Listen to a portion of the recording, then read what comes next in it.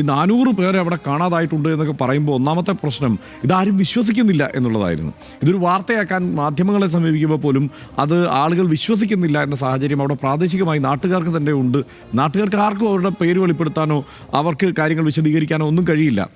അതായത് ഈ അവിടെയുള്ള ആ പ്രദേശത്ത് താമസിക്കുന്ന മലയാളികളായ ആളുകൾ തന്നെ ഇത് വാർത്തയാവാൻ വേണ്ട ഇടപെടൽ ഒരു ഘട്ടത്തിലൊക്കെ നടത്തിയിട്ടുണ്ട്. ധാരാളം മലയാളികളുള്ള പ്രദേശമാണ്. പക്ഷേ കാരണം സ്വാഭാവികമായും അവിടെ നിന്ന് അതിന് വേണ്ട ഒരു ശ്രമം നടക്കുന്നില്ല. അപ്പോൾ മറ്റെന്തെങ്കിലും തരത്തിലൊരു സാധ്യതയുണ്ടോ എന്നൊക്കെ ആളുകൾ അന്വേഷിച്ചിട്ട് പോലും ഇതാ നിലയ്ക്ക് അന്വേഷിക്കപ്പെട്ടില്ല. ഒറ്റ കാരണമേ ഉള്ളൂ. കാരണം എങ്ങനെയാണ് ഒരു പ്രദേശത്ത് നിന്നൊരു കുടുംബത്തിൻ്റെ നേതൃത്വത്തിൽ ഇത്രയും വലിയ ക്രൂര കൃത്യങ്ങളൊക്കെ ചെയ്യാൻ കഴിയുക എന്നുള്ള സംശയമായിരുന്നു. ഇപ്പോഴും അതൊന്നും തെളിയിക്കപ്പെട്ടിട്ടില്ല. ആരോപണം മാത്രമായി നിലനിൽക്കുകയാണ്.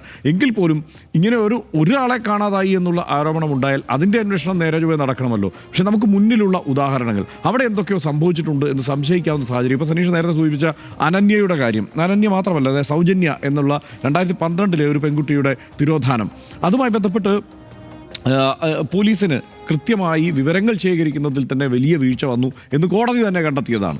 അതായത് ഈ മൊബൈൽ ഫോൺ ഡേറ്റ, CCTV ദൃശ്യങ്ങൾ, ഇതൊന്നും ശേഖരിച്ചിട്ടില്ല അന്ന് പോലീസ്. കോടതി അന്ന് പറഞ്ഞത് അത് ഈ ആരോപണ വിധേയനെ വെറുതെ വിടുന്ന സാഹചര്യമാണ് അന്നുണ്ടായത്. മാത്രമല്ല ഈ അന്വേഷണ ഉദ്യോഗസ്ഥരായ ഭാസ്കർ റായ്, യോഗേഷ് കുമാർ നായിക് എന്നിവർക്കെതിരെ നടപടിയെടുക്കണമെന്നും അന്ന് കോടതി നിർദ്ദേശിച്ചതാണ്. പക്ഷേ ഈ ഭാസ്കർ റായിക്ക് DYSP സ്ഥാനക്കയറ്റം കൊടുക്കുകയാണ് സർക്കാർ ചെയ്തത്. അപ്പം പിന്നെ അവിടെ ആളുകൾക്ക്, സാധാരണക്കാരനെ സംബന്ധിച്ചിടത്തോളം ഒരു തരത്തിലും പിന്നെ ഇത് പുറത്തു പറയാനുള്ള ഒരു ധൈര്യമില്ലാത്ത സ്ഥിതി ഉണ്ടായി. അപ്പോഴാണ് ഏറ്റവും ഒടുവിൽ ഇത് പലതരത്തിൽ ഇങ്ങനെയൊക്കെ തന്നെയാണല്ലോ പലപ്പോഴും പല സംഭവങ്ങളും പുറത്തു വരുന്നത്. അതായത് അയാൾക്ക് കുറ്റബോധം കൊണ്ട് തീറിയിട്ടാണ് അയാൾ വന്നിട്ട് പിന്നീട് ഇത് വെളിപ്പെടുത്തുന്നത്. അതിന് തെളിവായി അസ്ഥികൂടം എടുത്തുകൊണ്ട് വന്നിട്ടാണ് അയാൾ കാര്യങ്ങൾ വിശദീകരിക്കുന്നത്. എന്തായാലും ഇപ്പോൾ നമ്മളിപ്പോൾ 400 പെൺകുട്ടികളെ അല്ലെങ്കിൽ 450 പെൺകുട്ടികളെ അവിടെ ബലാത്സംഗം ചെയ്ത് കൊലപ്പെടുത്തിയിട്ടില്ല എങ്കിൽ കൂടി ഒരാളാണെങ്കിലും അതൊരു വലിയ സംഭവമാണ്. തീർച്ചയായും അത് കണ്ടെത്തേണ്ടതുമാണല്ലോ. പക്ഷേ അങ്ങനെ ഒരു അന്വേഷണത്തിൻ്റെ തലത്തിലേക്ക് ഇവർ പോയിട്ടില്ല. രണ്ടാമത് ഈ അനന്യയുടെ കാര്യം പറഞ്ഞു സനീഷ്. ആ അനന്യയെ കാണാതായിട്ട് അത് അന്വേഷണം എങ്ങും എത്തിയില്ല അവിടെ നിന്ന് തന്നെ. അതുമാത്രമല്ല, ഈ അനന്യയുടെ കാണാതാകലിൻ്റെ സമയത്ത് ഈ വിഷയങ്ങളൊക്കെ തന്നെ എയറിലുണ്ട്. അവിടെ ഇങ്ങനെ ചർച്ച ചെയ്യുന്നുണ്ട്, പോലീസിൽ ഇത് പറയുന്നുണ്ട്, ഇതിൻ്റെ തുടർച്ചയായിട്ടായിരിക്കുമെന്നൊക്കെ.